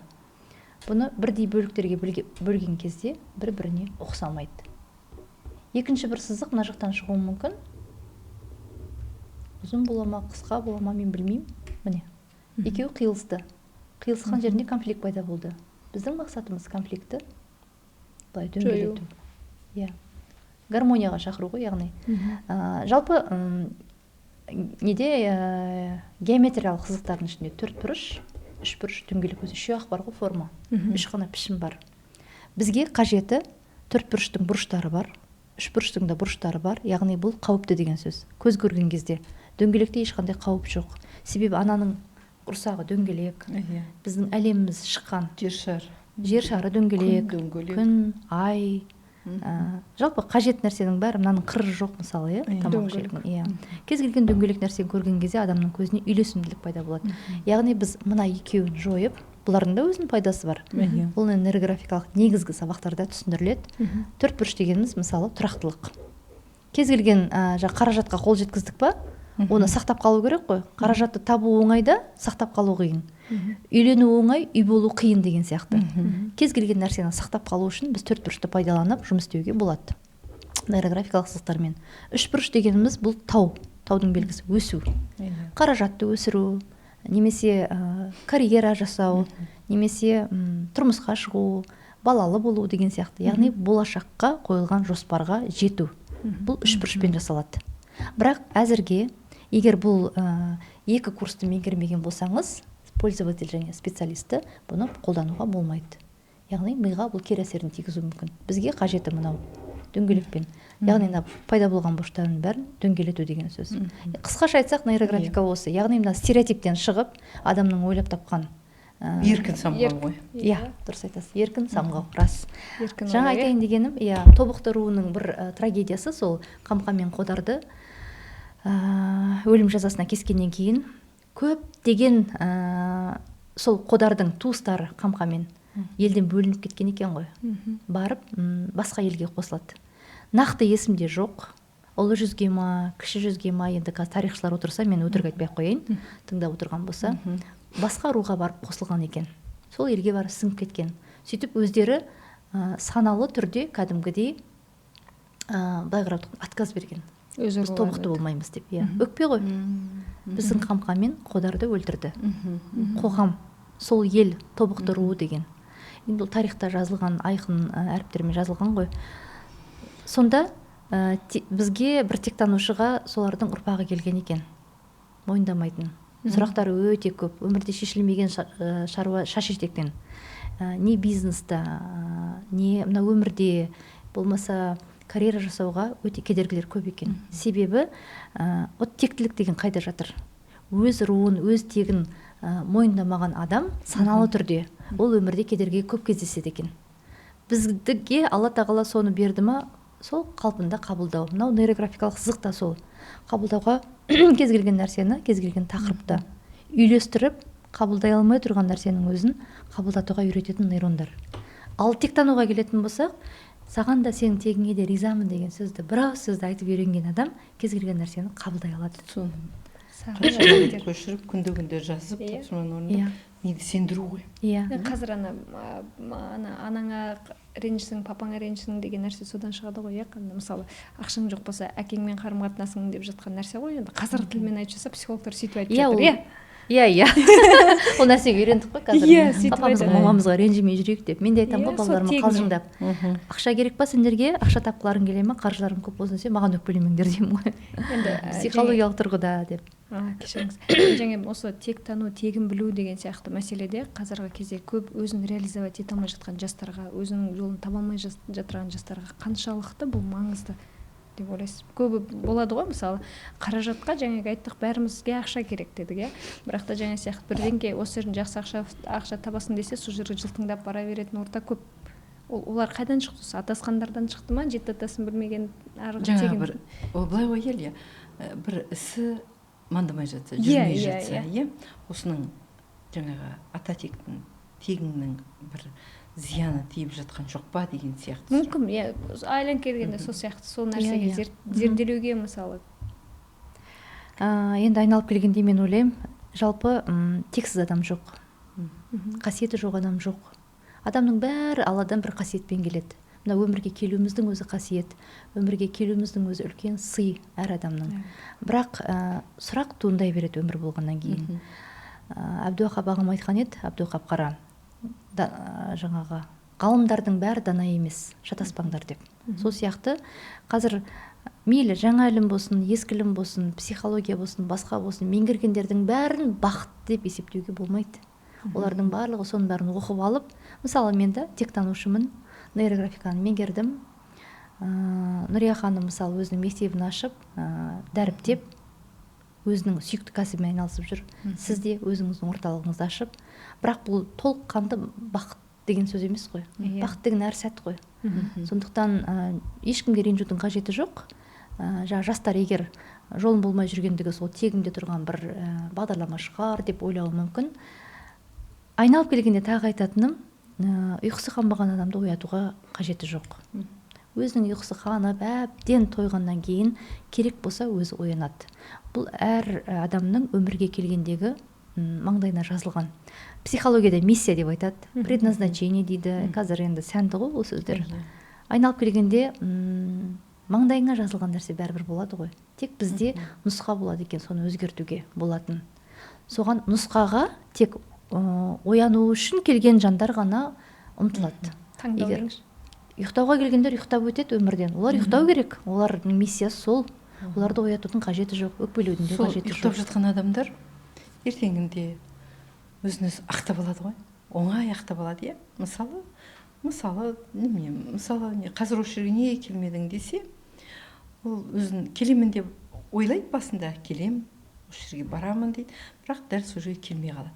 Содан кейін неге келмедің деген енді үшінші бір сұрақ туындаған кезде, балам ауырып қалды, өзім бір жерде көлігім сынып қалды деген сияқты бір сылтауыр тауып алып та өзін өзі ақтап алады. И соған сеніп қалады ғой, мен осыған қанағаттанбаймын. Сіз қалай ойлайсыз? Адам жалпы өзін өзі ақтап алу деген бір жағынан жақсы шығар, одан да өзінен гөрі басқа біреуді ақтағаны жақсы еді, біреудің. Егер осы сұраққа тектану тұрғысынан қарайтын болсақ, текте мысалы өсуге, өнуге демей ақ қояйын енді, өсуге, жаңа білімге құштарлық аз болатын болса, жаңағындай шақырған жерге бармай, кейде қаржысын төлеп бара қойшы сол семинарға, көп нәрсені үйренші деп біреуге жанашырлықпен де жасап жатамыз, оған да бармайтын жастар бар. Міне сол жандар тегінде, көбінде жаңағындай генограммасын қарасақ, ар жағында жаңашылдыққа ұмтылу, яғни елдің алдына шығу, білімді болу, оның барлығы қауіпті деген бағдарлама тұруы мүмкін. Көбінде солай болады. Әрине ол ақталады содан кейін. Себебі ана жақта ақталуға ешқандай мүмкіндік болған жоқ. Қаншама зиялы қауым 20 ғасырдың трагедиясы, репрессия болды, кәмпеске болды, соғыс, ашаршылық, жасырын кәмпеске, жасырын репрессия екінші рет болды мысалы, екінші толқынға ілінгендердің саны әлі беймәлім, әлі белгісіз мысалы. Оның бәрін ұрпақтарымыз ғой біз өмір сүріп жатқан. Яғни кезіндегі қуғын сүргін, былай қысқаша айтқанда қуғын сүргін құрбандарының біз жаңағы өкілдері, орысша айтқанда яркий представитель дейді ғой. Сондықтан ол көрініп тұрады. Семинарға келмесе, ол келгеннен кейін ол білімді болып кетеді. Қыз болсын, жігіт болсын, жастар. Оған білімді болу әзірге қауіпті болып тұруы мүмкін. Егер ол үйренбесе, сол әулеттен өзі бір қазақшасы қалай болады жаңағы таңдамалы дей ма? Избранный. Таңдамалы. Бір адамның өзі оянып, бір адамның өзі өз сұрағының шешімін тапса, соның өзі бүкіл әулетке, бүкіл текке әсер етеді. Анау айтады ғой, бір үйде 6 бала туса, 6 ұл туса, соның біреуі абадан болады деп. Сол ғой, 6 ұлдың біреуі абадан болады. Ішінен біреуі бөліп жарып, сол жерден шығады. Ол мүмкін оқымысты болады, ол қызығушылығы ерекше болады, қасиеті бар, сондай адам. Сол сіз айтқаныңыз жаңағы сол ғой, көптің үйдегі біреуі жарып шығу керек, абадан болу. Өзі Алладан біреуіне нәсіп беріледі ғой, әулеттегі, тектегі, бір отбасындағы бір балаға, және сол балаға сынақты да көп береді өзі. Сол сынақтардың бәрінен сабақ алып шыққаннан кейін көтере алатын адамға береді, тектен текке бермейді. Мысалы, білімнің өзі сынақ, жаңа ілімнің өзі сынақ. Павел Михайлович айтпақшы, менің Әлия Нұрпағыз айтпақшы, ұстаздарымның айтатыны ғой. Кез келген білімге, жаңа ілімге құштарлық дегеніміз ол жастық белгісі деген сөз. Жаңа ілімді меңгерген кезде адамның миын өзі жасарады екен. Себебі ананы меңгеру үшін де ми керек қой, рас қой. Оған қызығушылық керек. Мектепте мысалы балалар қазір, менің Айсұлтаным әлі жасы 11-де, кез келген нәрсеге әлі қызығады. Одан сәл үлкендеу, 14-15-тегі айару, оның қызығушылығы сәл төмендей бастады. Ол өйткені есейе бастады. Оның өмірге көзқарасы басқаша. Қазір Айсұлтанды мысалы, вокалға барасың ба десең, барам дейді. Айаруға барасың ба, сен бармайым дейді. Потому что оның өзінің көзқарасы бар. Мына бала әлі жаңағы формироваться етіп үлгерген жоқ та. Сондай кезде пайдаланып қалу керек екен баланы. Яғни жаңа ілімді меңгерген кезде сол 12-13 жасқа дейінгі жағдайға түсіп, сол жағдайға өзі ми түседі екен. Сонда ғана бұл сол 12 жасқа дейін адам жасарады екен. Жаңа ілім меңгерген адам сол 12 жасқа дейінгі баланың өмірін өзіне алатындай күш қуат алады екен. Яғни жасыңызды ұзартқыңыз келсе, жаңа ілімді меңгеріңіз, жаңа білімді меңгеріңіз, одан нәтиже шығарғанға дейін өзіңізбен өзіңіз жұмыс істеңіз. Ең басты өзіңізбен жұмыс, гүлбаршын ханым үлкен рахмет. Жаңа осы немен айтып отырып, жаңа Нұрия апайдың ақтап алу деген немесіне тағы да оралғым келіп тұр. Мысалы, осы семинар болады деген кезде, осы Нұрия апайдың жанында жүріп, біраз кісілермен хабарласып, осы тек тану деп тектілік туралы айтқан кезде, шын қазір Нұрия апай өзіңіз кеше рахметіңізді айтшы Әлия деп бір сәлемдеме айтып едіңіз ғой. Сол біздегі мына әкімшілікте отырған жас балалар, жас буын деп айтсақ болады, бірақ қазір белгілі бір лауазымда отырған Айдос мырза, Әлібек мырза деген сияқты, сол кісілер қолдау танытты, жаңағы біздің залымыздың үлкен болуына, жаңағы біздің жаңағы сол залдарды алып беріп, сол жерде бүкіл ана жағдайды жасаған негізі сол әкімшіліктегі кісілер болды. Бірақ та сол кісілердің жаңа қолдарына шақыру билеттері бар, осы тақырыпта қызық екен, бұл тақырыпты әлі ешкім қолған жоқ, қолдау керек, Нұрия апайды қолдау керек деп солай істеді де, енді аяғында жаңағы әкімшіліктегі жұмыстағы кісілердің ол күні келуге мүмкіншіліктер болмай қалды. Бірақ та жаңағы осы сияқты лауазымды орында отырған кісілердің осындай енді оянып, осындайға атсалыса бастаудың өзі бір қадам. Қалай ойлайсыз енді сондықтан жаңа Нұрия апай сол туралы сол балаларға жаңа өзіңіздің атыңыздан бір ауыз. Расында бұл ұйымдастырушы топ, міне осы жерде отыр ғой, Айсұлтан қызымыз бар. Сол осы ұйымдастырушылар жүгіріп жүргеннен кейін жаңағы азаматтармен Әлия тікелей сөйлесті. Сосын кеше семинардан кейін Әлияға айтып жатырмын, Айдос мырзаға, Әлібек, иә? Әлібек мырзаға өзің атыңнан бір жақсылап алғыс айтшы, осы семинарымыз өте жақсы, жоғары деңгейде өтті. Бізге қолдау көрсеткендеріне біз ризамыз. Мен өз басым ризамын, мың алғыс. Енді осындай үлкен қолдау көрсетіп жатыр. Осындай қолдау көрсетіп жатқан азаматтарға ең бастысы сол жаңағы ұйымдастырушыларға сұраған кезінде қандай көмек бере аласыз деген кезде көмектерін беріп қолдап жатыр. Соның бірі Сәрсен Аманжолов атындағы Шығыс Қазақстан университетінің ректоры Төлеген мырзаға да үлкен алғыс, мың алғыс. Бұл қоғам, жалпы барлық қоғам белсенділері қоғам үшін жанталасады ғой. Қоғамға бір нәрсе қалдырып кетсем, бір пайдам тисе екен, бір білгеніммен бөліссем екен, білмей жатса соған көмектессем екен деген осындай ойда жүреді деп ойлаймын. Өз басым, солай ойлағаннан кейін, өз басым жалпы барлық қоғам белсенділерін сондай деп ойлаймын. Бірақ ол кісілердің қолында ештеңе тұрған жоқ. Ол кісілердің қолында қаражат тұрған жоқ, ол кісілердің қолында билік тұрған жоқ, ол кісілердің қолында сол жаңағыдай өткізетін орын болып тұрған жоқ болғандықтан қалай мәжбүр болады. Екінші бір адамға сол сіздің көмегіңіз қажет деген кезде мынау адамдар кейде ойлап қалады ғой, мен үнемі айтамын. Әттең тонның келтесі ай ма? Әттең тонның келтесі ай деген де бар. Бір жағынан анау өмірдің мәні деген нәрсе бар. Сонда бір адам екінші адамға қажет болу біздің миссиямыз сол екен өмірге келгенде. Ал енді осыны кей адамдар ойлайды ғой. Неге мен? Неге менен сұрайды? Неге мен оған көмектесуім керекпін? Неге деген сұрақтар. Бұл сұрақтар артық сұрақтар екен. Осыны өмірдің мәні не деген сұрақтың жауабын іздеп тапқан кезде бұндай сұрақты қоюға адам ұялады екен. Бұндай сұрақты қоюға ауыз бармай керек екен. Қайта біз қуанып, қолымнан не келеді деп айтқыздырмай, менің қандай көмегім бар, мен не көмектесейін. Мен кеше осы семинардан бері 3 адамға сондай сұрақ қойдым. Менің қандай көмегім бар, менің тарапымнан не істейін деген сияқты, осындай өзі бүгінге дейін 3 адамға осындай сұрақ қойдым. Себебі бір нәрсем, бір пайдам тиіп қалатын шығар, көмегім тиіп қалатын шығар деп ойлаймын. Тисе екен деп ойлаймын. Шамам соған жетсе екен деп ойлаймын. Сондықтан әрбір адам бір осындай көмектескен адамдарға Алла разы болсын дегім келеді. Сонымен қатар сізге де алғысым зор. Бір айтқан ұсынысты қабыл алып, сонау жерден осы жерге келдіңіз. Өзіңіз Алматы қаласында тұрып жатырсыз, бірақ біз кездесуді Астана қаласында жасадық. Осы Өскемен қаласында келуге деп, иә? Бұл деген үлкен шешім сіз тарапынан.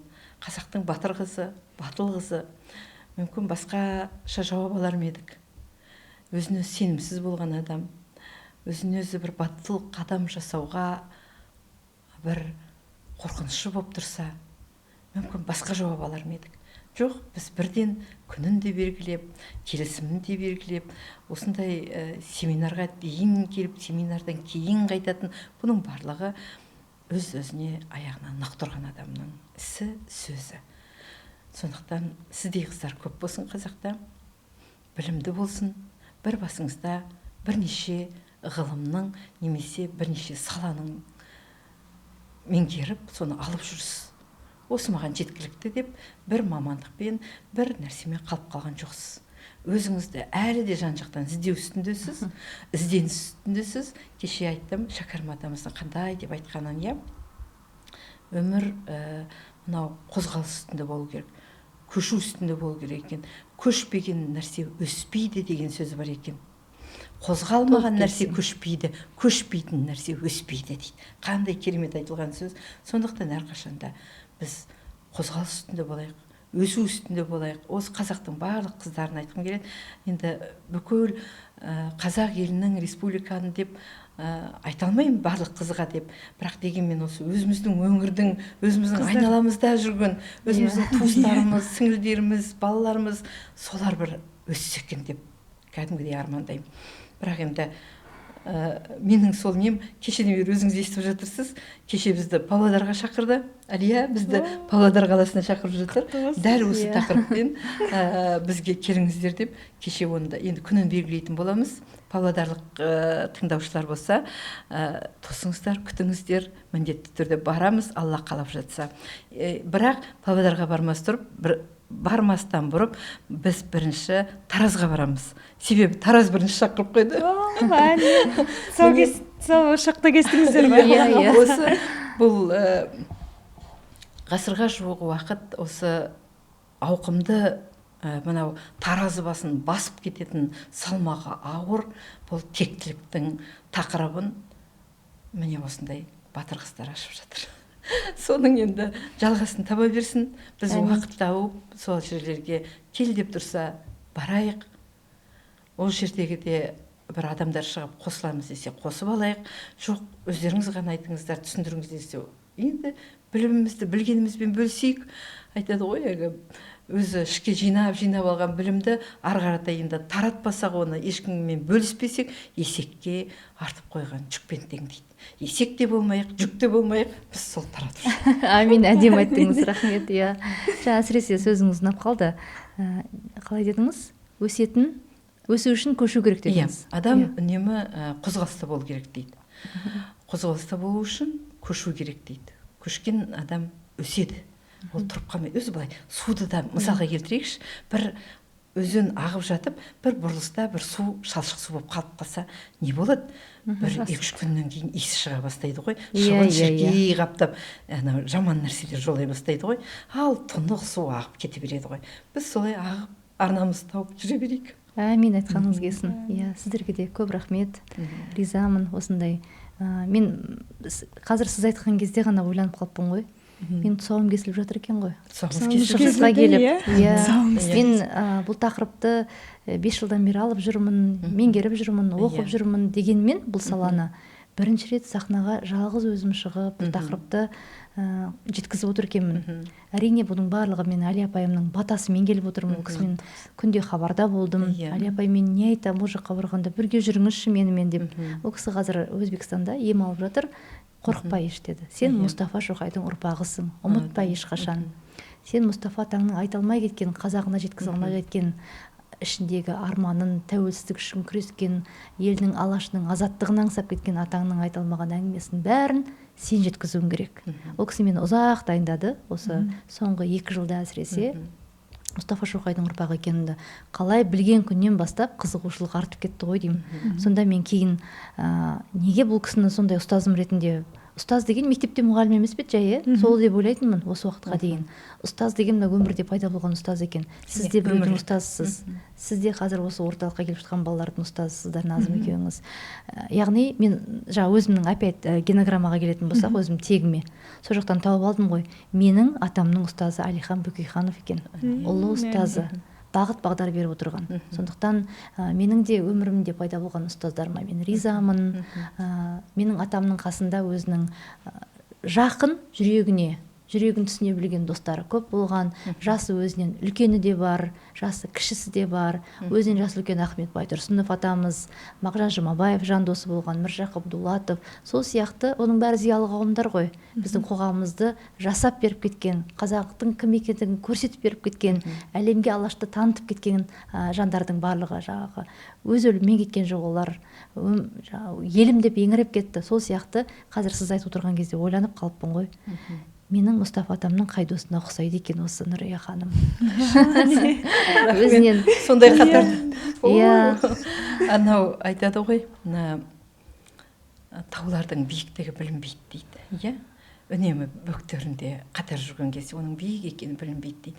Біздің өзіміз білмейміз замандастарымыздың өсіп биік болып жатқанымызды. Біз әрқашанда жан-жағымызға қарап, сол бағалай, саралай білу керекпіз. Жаңа айтып жатырмыз ғой, Әли апайды көп айттыңыз. Сізбен алғаш кездескен күннен бастап сіз Әли апайды көп айтып жатырсыз, иә? Жалғыз тек қана ұстаз ретінде емес, ол кісінің сондай білімді екенін айттыңыз, сондай білімі терең екенін барлығын айттыңыз. Тез шешім табатынын айттыңыз. Өте жақсы сізге жол салып бергенін, өзіңіз сол кісінің жақсы шәкірті болғаныңызды айттыңыз. Әли апайға мың алғыс, бірақ сіз қайта Әли апай, сіз тыңдап отырсаңыз ренжімеңізші, бірақ шәкіртіңіз сізге соншалықты берілгені мен соны байқадым. Адал шәкіртіңіздің барлығы осы Гүлбаршын ханымдай болса, сіз онда мықты ұстазсыз. Қазір де мықтысыз ғой, бірақ дегенмен де бұл шәкіртіңіз сізге берілгендігі сонша қайта айта береді. Әли апайым, онан кейін енді кеше Павлодарға барайық десе, оғанға дейін Әли апай келіп қалатын шығар, мүмкін Әли апайды алып алатын шығармыз дейді. Мен сонда айтып жатырмын, анау психологияда сепарация деген нәрсе бар ғой, бөліну, сепарация, анау сүттің майлылығын бір бөлік, кілегейін көк сүттің бір бөлік ажыратады ғой, сол сияқты сіз ажыраңыз. Мен керісінше ойлайтынмын, Мұстафа атам өзінің ұстазына жете алмай кетті ғой. Әлихан Бөкейханов өмір бойы үйғамақта болған адам, Мәскеуде. 20 жыл ма, үйғамақта болды ғой. Не балаларын көрмеді, не достарын көрмеді, не елін көрмеді, не жерін көрмеді. Соның өзінде жазып, бәрін айтып үлгеріп кетті. Менің атам Парижде өмір өтті. Соңғы өмірі Германияда. Сүйегі қазір неміс елінде қалды, топырағы. Топырақ сол жақтан бұйырды. Соны ойлаймын мен, ана ұстаздарына, өзінің достарына өмір бойы жете алмай кетті ғой. 22 жыл жеткізем дейсіз ғой? Әрине сіз жеткізесіз соны. Мен сондықтан шығар, ортадан шыққым келмейтін де сол шығар деп ойлаймын. Мен барлығын генограмманың тілімен, диктанудың тілімен бұрып алып кете береді екенмін негізі. Бірақ жеті ата деген кезде де айтып жатыр ғой, 3-4 атадан кейін қайталанып отырады деп. Сол сияқты әлі де қайталанасыз. Әмин, айтқаныңыз келсін. Көп рахмет, сіздердің орталарыңызда отырып кәдімгі аузым ашылып. Сұрақ қойғызбақ па? Вообще ерекше сіздер арқылы үлкен көптеген ой түйді деп ойлаймын. Өйткені сіздерден алар білім және сияқты жеткізер ілім, одан басқа алары көп оқырмандарым. Сондықтан бір қысқа подкаст болса да өте пайдалы подкаст болды деп ойлаймын. Сіздерді тағы да ортамызда күтеміз. Алла қаласа, Павлодар, Тараз деп жатсыздар. Енді ең алғашқы тұсауын осы жақта кесіп кеттіңіздер. Шығыс, бәрінің бастамасы шығыстан басталады. Сондықтан сапарларыңыз сәтті болсын. Әрқашан сіздердің жақсы бір жетістіктеріңізге біз тілекшіміз, қолдан келгенше көмекшіміз. Сіздерге көп рахмет. Сондықтан үлкен осындай рахмет. бір кеш ұйымдастырып жатқандарыңызға рахмет. Уақытты бөліп әлі тарихта қалатын шығармыз деп ойлаймын. Мына Өскеменде болмаған тақырыпты, тектілікті қазақ тілінде көтеріп шықтық, алғаш рет, тұңғыш рет. Өзіміз байқамай. Павлодарда кеше айтып жатыр, өмірі Павлодарда қозғалмаған деп. Өстіп жүрген жеріміздің барлығында алғашқы болып көтеріп жүрсек, біздің подкаст эксклюзив, всегда эксклюзив. Алғашқы ғой. Рахмет сіздерге, көп алғыс. Рахмет сіздерге де, сіздердің тектеріңізге де ризамын. Бүкіл шығыстың халқының тегіне ризамын. Рахмет. Рахмет үлкен. Yavaş et seni beste, her kadar başarılı bir